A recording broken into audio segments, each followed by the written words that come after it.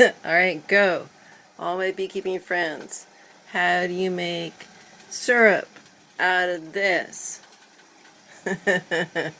You ready to just open the lid and then pour the sugar in? Don't do that. Because as long as there's heat, you can burn sugar. So you need to turn it off and take it off the heat.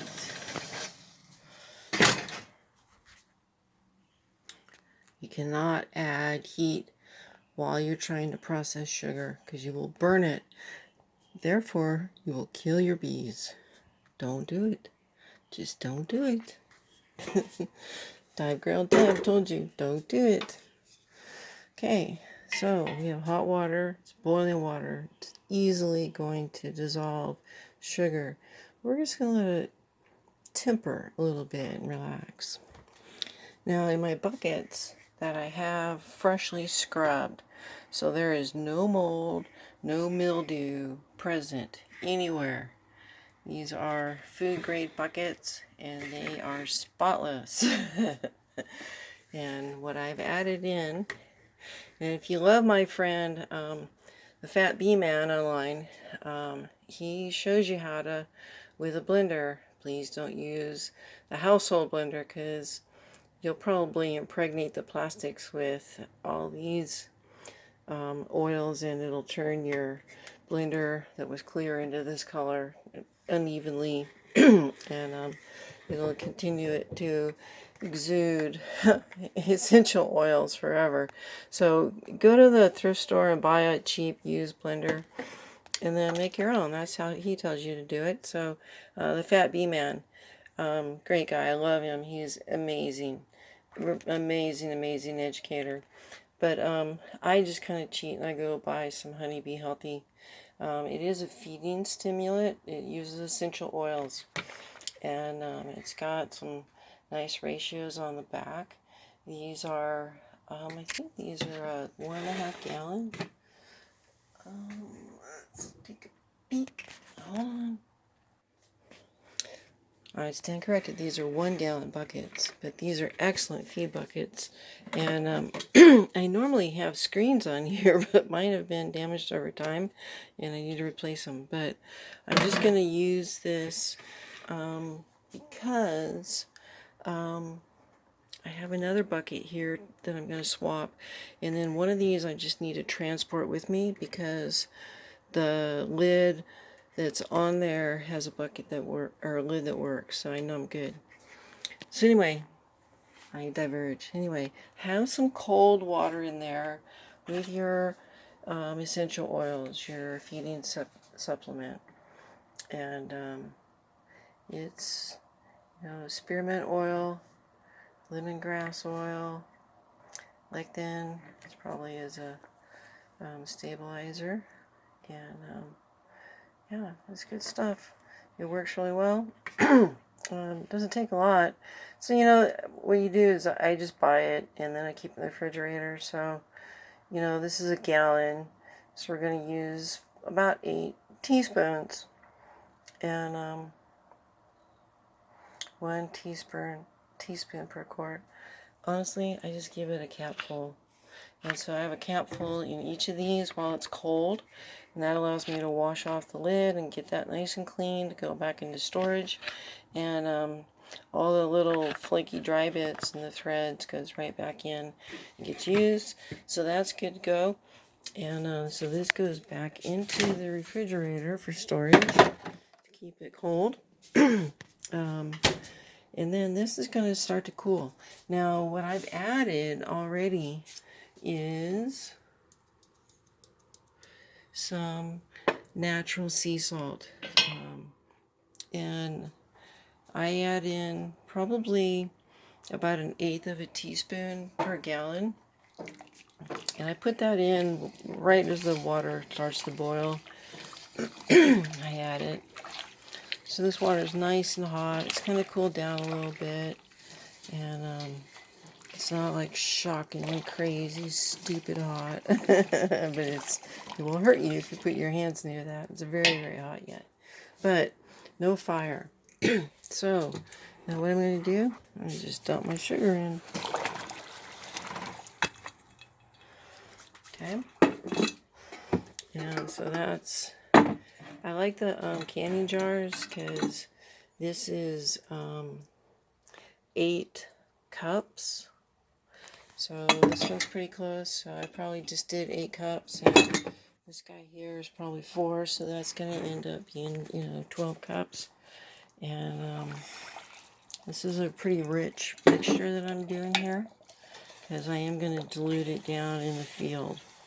So I'm making it a little bit stronger. And anything extra, I'll put in one of those canning jars and keep it in the refrigerator. The essential oils are going to help to protect it from molds and funguses. And those are really important for proper GI health for your bees. Because if their little nectar-eating guts fail to work, then they're going to poo everywhere and leave streaks all over your hive, and then they're going to share pathogens while they're sick. They're a lot less productive, so your colony gets a little setback when tummies are not happy, and that honeybee healthy keeps their tummies happy. And what you're watching here right now is that this non-heated sugar, because that's the sugar, that's the hot ring there, and this is just cold. So you just watch that sugar dissolve in. So you cannot possibly get burnt with this process, right? And you look at the color.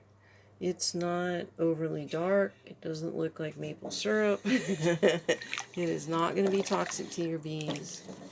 And so the salt and the sugar were dissolved together. And you're going to let that cool down for a couple hours. And so you don't hear any scrapey bits on the floor. So that sugar is completely dissolved. And if you have a spatula like that is square on the bottom, that's really good for this, because it gives you a chance to really move everything off of the floor. No heat. No heat is so important when you're making bee products. Okay? Okay, so now I'm going to leave that there. We're going to go get pollen patties out of the refrigerator and let them warm up. I think you guys have seen me make up pollen patties before, and yeah, I roll them out and keep them out here in the refrigerator. Alright, so I probably wish I had a little more of this made up, but I'll make up some pretty soon. I'm going to cut off a chunk to use in my little hive that I need, and then I'm going to send the rest over to Davies' house. Next week I'll make up another batch and add, but these patties are pretty thick here. Well, happily I found out that that was folded in half, so I made it into 4 little sections. So I'm going to take some with me tomorrow in the plastic bag, and then I'm going to go put some syrup on tonight and move that around, and then that colony is going to get one of these strips. So this one, I've got tape over the screen, and that's loaded up, ready to go. And so I pour in the syrup, and then I add in the rest with water, and I give it a good stir. Be sure to let this cool on. It's not very warm now. It's nice and cool, and it's ready to go on the hive if it's about 80 degrees. So it can be a little bit warm when you put it on, but you don't want it to burn a bee if she licks on the screen on the top of the feeder. So these are almost ready to go out. One of them I'm going to take tomorrow. So really what I'm going to do actually is put this in the refrigerator. And yes, it'll be cold in the morning, and I don't really like that. I might actually just leave it out and let it stay warm. But it's covered, so you can't let mold land on that. And I will cover this one. And these pollen patties, you guys have seen me make these up before, It's pollen substitute, and you add sugar and water to them with some of that honeybee healthy, and the bees just nom these things out. And so I'm going to take at least 2, maybe 3 with me, and I'm going to put one on the colony out there that's new with some syrup, and then I'll make another batch next week. So that's the plan. Getting geared up for tomorrow. Yeah, everything's coming together nicely. And there's my little bee suit hanging out to dry, and my t-shirt. Oh, and here's the sheets that were with them. Don't those look beautiful now?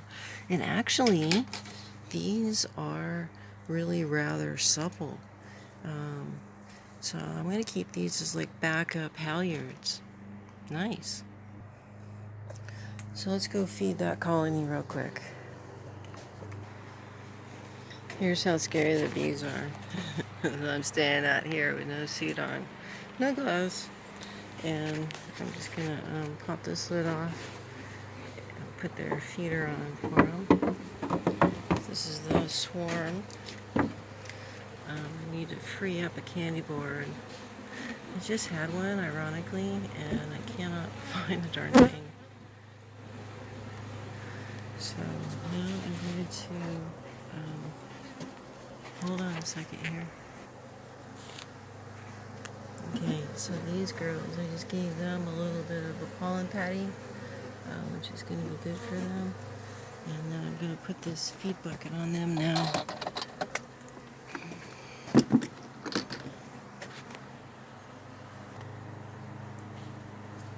And there we go. That is the syrup that we just made, so it's nice and fresh. And those girls will lap that up in no time. Square that up.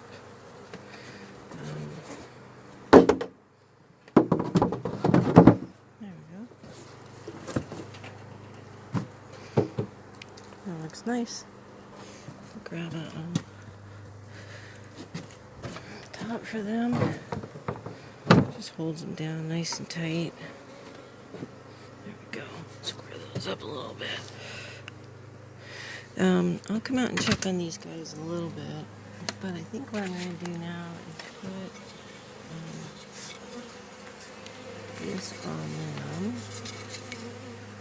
And we'll let all the bees come in, basically just one side of the hive where the slot ends, and it'll just give them less area that they have to defend. So yeah, that'll give them, there we go. So they can go in that opening. They're young and they're little, so I want to give them an easy way to defend themselves. This little breeder unit, I'm going to slide over. I do need to give them a little bit more chow.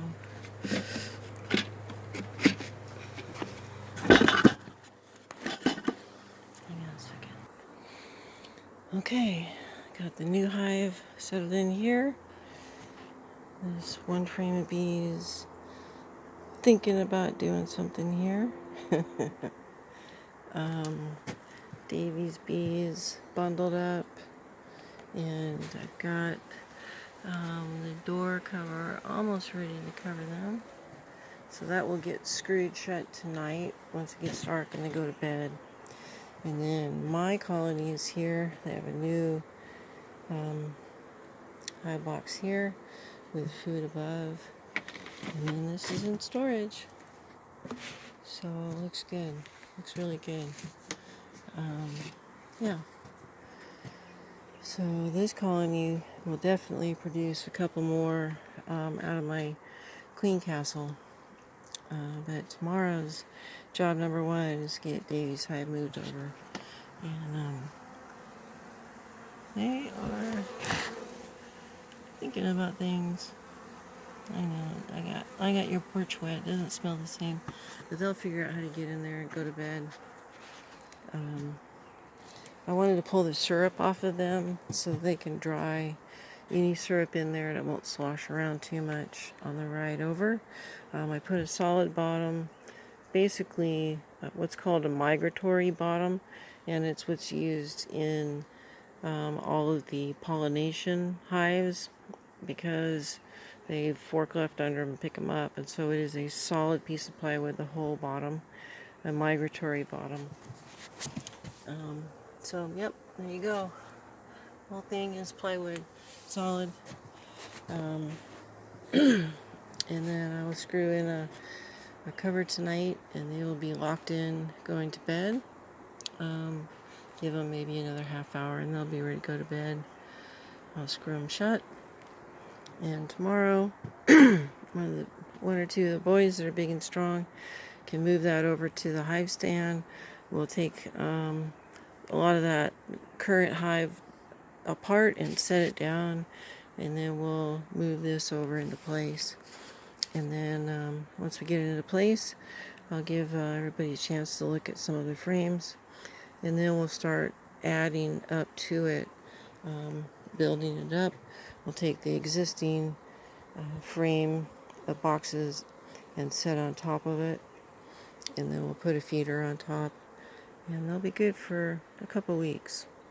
I will continue to check on them, of course, but yeah, I think these are just about ready. Looks good. And then I'll make some more pollen patties to feed my colony here, and then these guys are going to be good because I'm going to put those 3 strips on them. And basically what I'm going to do is I'm going to put at least one strip here, and then the box, and 1 or 2 strips on top of that other box. I'm going to see. There are some pollen patties in there now, and I want to encourage them to come up through the colony. So we'll see. But I'm going to put some on each layer so they don't have to go too far to find some good nutrition for the babies. I am going to put a rain cover on that one. There we go. And so that one's covered, and I'm going to put a brick on top. You need a brick on top of these to keep possums and coon from knocking things around.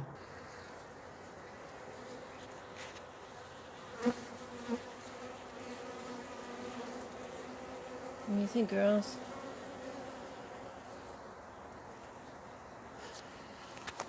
Somebody crawled up my arm yet and stung me. Thank you. Well, you can run at my face if you want, but you're not going to sting me again because you already stung me once. And they're learning how to use their upper entrance here. And there's a couple of guard bees watching. It's good. You want that. You need guard bees.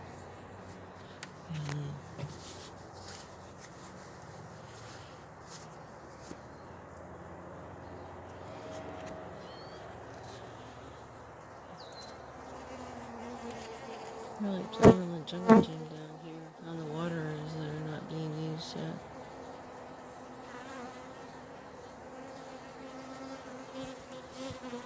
Okay. I'm trying to teach it that way. And this little hive looks good. Going real long.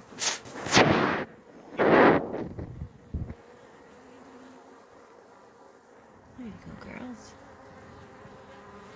Oh, come on home. Tomorrow we get to go over to Davies' house. Yep, it's a nice neighborhood. You'll like it. And then this is our little swarm and their new colony, their new house with a feeder. So they're looking pretty good. We settled right in. We're cleaning things. So they look good. And yeah. Okay. Well, that's it for tonight. Looks great.